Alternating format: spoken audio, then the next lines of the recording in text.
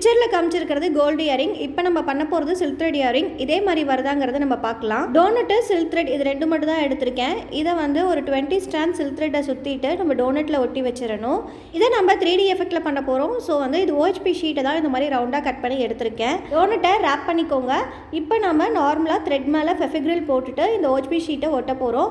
இதே மாதிரி front and back 2 பக்கமுமே நம்ம ஒட்டிக்க போகிறோம். அப்போ தான் நமக்கு ஒரு 3D எஃபெக்ட் வரும். ஒரு சைடு ஸ்டட் பேஸ் ஒட்டிக்கோங்க, இன்னொரு சைடு தான் நம்ம ஒர்க் பண்ண போகிறோம். இதை கொஞ்சம் நேரம் ட்ரையாக விட்டுருங்க.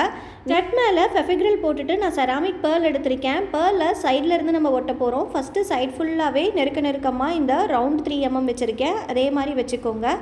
நெக்ஸ்ட்டு உள்ளார நம்ம ஒட்டுறதுக்கு B7000 தான் யூஸ் பண்ணணும். ஏன்னா வந்து OHP ஷீட் மேலே ஒட்ட போகிறோம் இல்லையா, அதனால். இப்போ அது மேலேயும் நம்ம நெருக்கமாக வச்சுட்டு ஒரு ரவுண்டாக நம்ம ஃபினிஷ் பண்ணிகிட்டே வரணும். இந்த ஸ்டெப் பிடிச்சிருந்தா மறக்காமல் லைக் போட்டுக்கோங்க. கமெண்ட் பாக்ஸில் உங்களோட கமெண்ட்டையும் ஷேர் பண்ணுங்கள். பாய்.